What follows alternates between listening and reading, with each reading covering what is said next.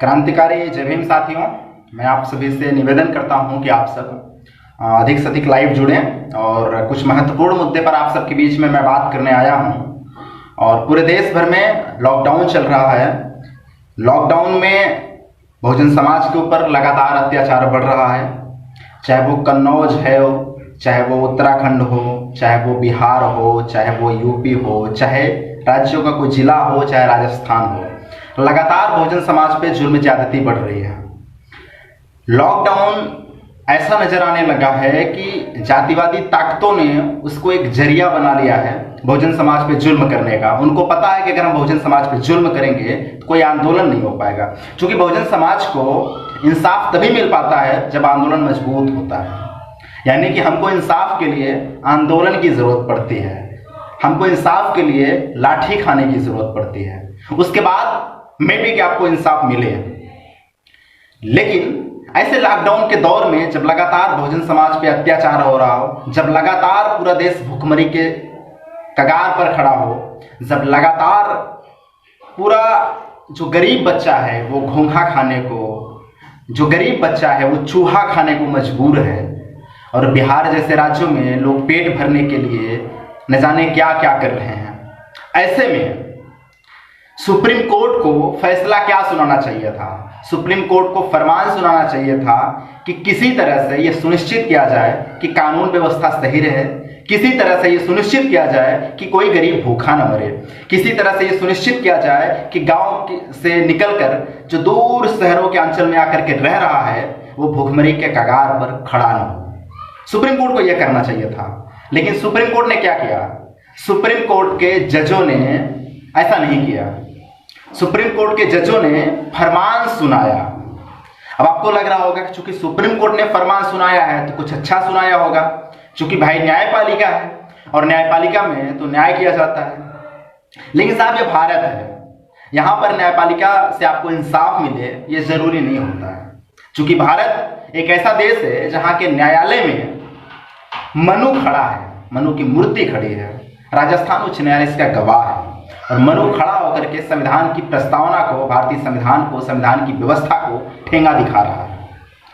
हमारे जज साहब उसको मानते हैं। जज को बड़ी तकलीफ होती है कि मनु की मूर्ति न हटाया जाए, और मनु की इसी मूर्ति के हिसाब से कानून चला रहे हैं। संविधान की शपथ खा करके संविधान खाए जाने की प्रक्रिया जारी है।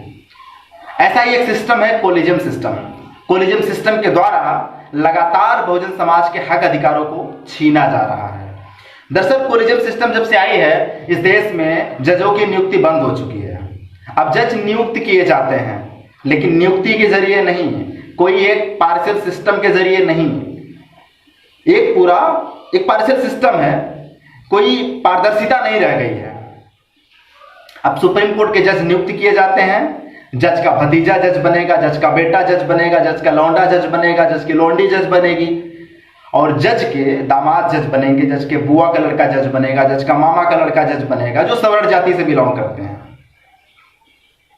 अब हम कहेंगे कि न्यायपालिका में जाति है तो तमाम जनेऊधारी सवर्ण समाज के लोग आएंगे और आपको समझाएंगे कि नहीं, जजों की कोई जाति नहीं होती, इतना तैयार तुम लोग जातिवाद न फैलाओ।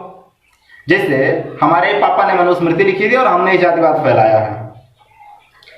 आज अगर आप देख रहे होंगे 16 साल बाद किसी जज की नियुक्ति होती है सुप्रीम कोर्ट में, 16 साल बाद, और 10 साल हो गए केजी बालाकृष्ण साहब को retire.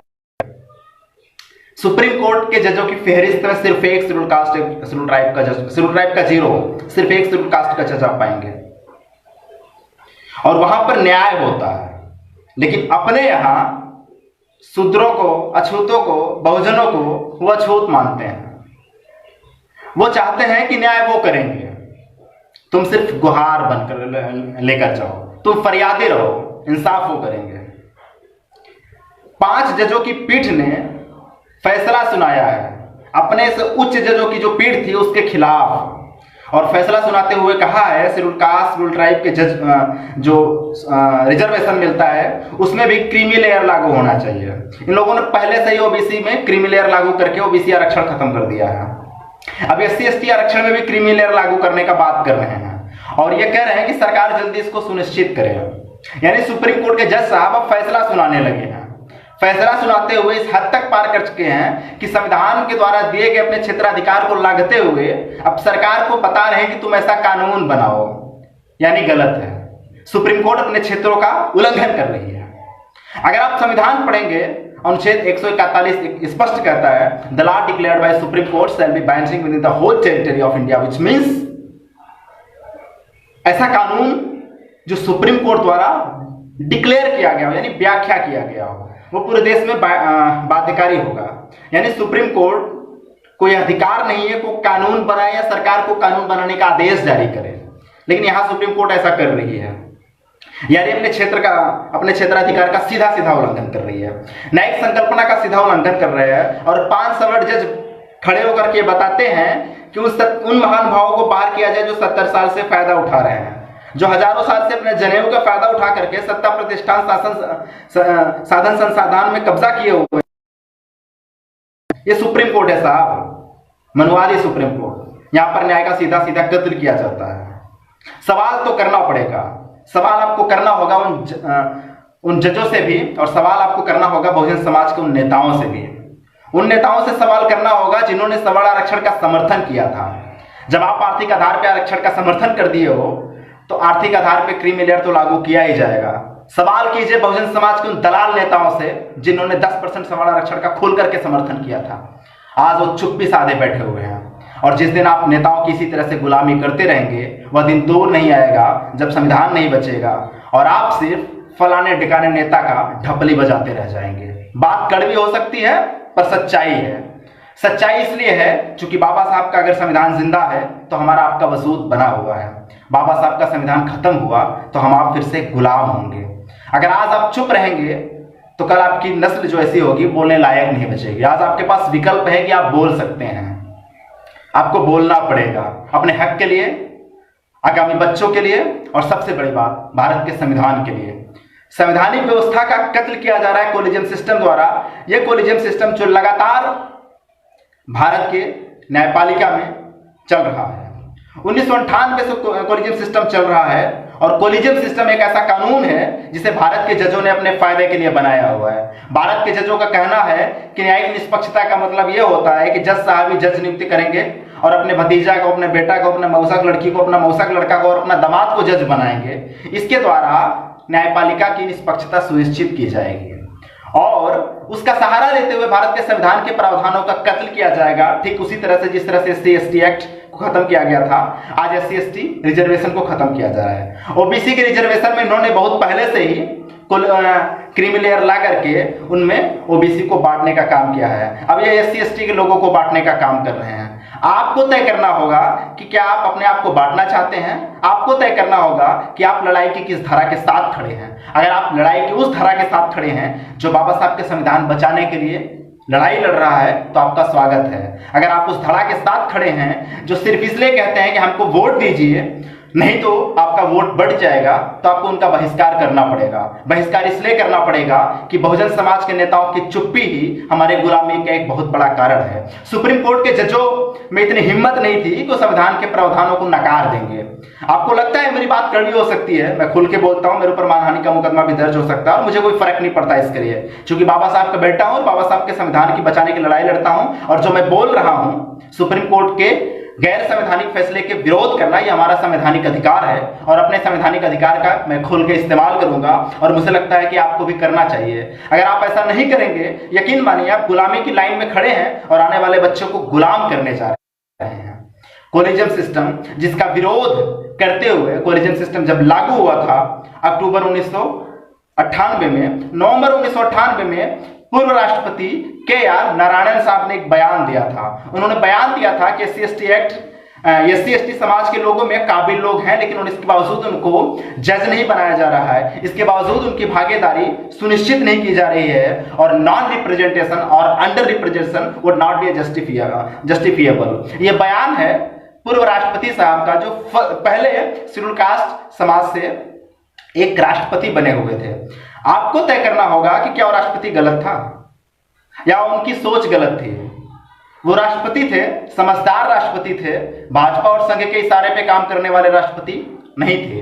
Parliamentary standing committee on law and justice बहुत पहले ही रिपोर्ट दे चुकी है और उसमें कहा गया है कि अनुच्छेद 124 और अनुच्छेद 217 का जो व्याख्या किया जाएगा वो भारत के संविधान के अनुच्छेद 14 और भारत के संविधान के अनुच्छेद 15 क्लास 4 के दायरे में किया जाएगा। यानी उसकी व्याख्या जो की जाएगी वो न्याय की संकल्पना को देखते हुए, आरक्षण की संकल्पना को देखते हुए और सबसे बड़ी बात मौलिक अधिकार की संकल्पना को देखते हुए उसकी व्याख्या की जाएगी। लेकिन जजों को इससे कोई फर्क नहीं पड़ता है। जजों को इससे कोई फर्क नहीं पड़ता है कि इस देश के कानून मंत्री कई बार जज साहब के पास खत लिख चुके हैं कि आप जो है शेड्यूल कास्ट शेड्यूल ट्राइब के लोगों का, ओबीसी लोगों का भी नाम आगे बढ़ाएं जज बनने के लिए, लेकिन उससे से कोई फर्क नहीं पड़ता है। मुझे लगता है सुप्रीम कोर्ट के जजों को कोई फर्क पड़े न पड़े, मुझे लगता है आपको भी कोई फर्क नहीं पड़ता, क्योंकि अगर आपको इससे कोई फर्क पड़ता होता तो आप भी संविधान पढ़ते, और जब आप संविधान पढ़ते तो यकीनन आप संविधान बचाने की लड़ाई लड़ते।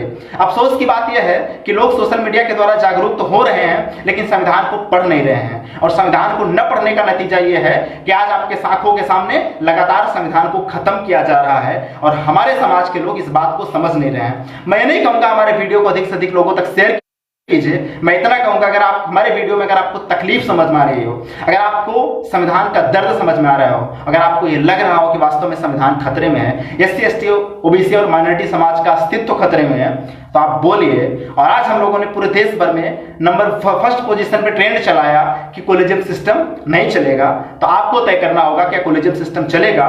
सवाल करना होगा नेताओं से कि आपने जब सबल आरक्षण का समर्थन किया था तो आज आप खुल के बोल दीजिए कि आज आप एससी एसटी आरक्षण का विरोध करते हैं, हम समझ जाएंगे कि आप आंदोलन की किस फेहरिस्त में खड़े हैं। दरअसल हमको आप झूठ बना रहे हैं, हमको आप मूर्ख बना रहे हैं, यही बात हमको मंजूर नहीं हो रही है। आप सब संविधान पढ़िए, यही निवेदन है आपसे। मेरी बात कड़वी लगी हो तो माफ कीजिएगा, लेकिन खुल के कहता हूं कि जब तक आप संविधान नहीं पढ़ेंगे, संविधान के साथ हो रही साजिश को नहीं समझेंगे, जब तक आप संविधान के साथ हो रही साजिश को नहीं समझेंगे, तब तक आप गुलाम रहेंगे। और जब तक आप संविधान की साजिश को समझना शुरू करेंगे, आपके पास ऐसा विकल्प होगा कि आप संविधान को समझने के लायक नहीं बचेंगे। अगर आपको लगता है कि काबिल लोग न्यायपालिका में नहीं जा पा रहे हैं, दरअसल आप गलत हैं। काबिल तो एकलव्य था, लेकिन उसका अंगूठा काटा किसने था? द्रोणाचार्य ने। काबिल तो रोहित वेमुला थे, लेकिन उनकी सांस्थानिक हत्या कौन किया था? हैदराबाद यूनिवर्सिटी के वाइस चांसलर्स ने। काबिल थे इस देश के विनोद कांबले, लेकिन उनको क्रिकेट से बाहर कौन किया था? इस देश के द्रोणाचार्य लोगों ने। द्रोणाचार्य कल भी जिंदा था, द्रोणाचार्य आज भी जिंदा है। अगर आज आप खामोश रहेंगे, आज द्रोणाचार्य जिंदा है, कल मनु आपके सर पर चढ़ के डांस करेगा और आप गुलामी की फहरिस्त में उसके आगे गिड़गिड़ाते रहेंगे न्याय के लिए, हाँ इंसाफ के लिए। आप कदम ताल मिलाइए आंदोलन के साथ और कोलिजियम सिस्टम का खुल के विरोध कीजिए और ये बताइए कि कोलिजियम सिस्टम मतलब इस देश का मनुस्मृति लागू करने का सबसे बड़ा पैमाना। और कोई भी अगर फलाने ढिकाने नेता आंदोलन का नेतृत्व करना चाहता है तो उससे खुल के बोलिए कि बधुआ मजदूर की तरह काम करना बंद करे। अगर उसके अंदर साहस है संविधान बचाने का तो खुल के बोले, वरना फलाने ढिकाने छोट भैया नेताओं का नंबर काटिए और समाज को आंदोलन कीजिए, समाज को ही आंदोलित बनाइए। और ये काम कर रहा है बहुजन समाज का युवा आंदोलन, और यही बहुजन समाज का युवा आंदोलन की फहरिस्त खड़ा करेगा और ये बताएगा कि संविधान सर्वोपरि है, और संविधान सर्वोपरि है। जो संविधान को खत्म करना चाहता है, हम उसके नापाक इरादे को कामयाब नहीं करने देंगे। बस इतनी बात थी। आप सभी के बात करने के लिए शुक्रिया। अगर मेरी बात को अगर आप लोग समझ पाए हो तो अधिक से अधिक लोगों तक मेरी बात को पहुंचाइए और खुद भी लिखिए, खुद भी पढ़िए। आखिरी बात, संविधान पढ़िए, अपने वसूद को बचाइए। जय भीम, इंकलाब जिंदाबाद, होल जोहार, जय मूल्यवासी।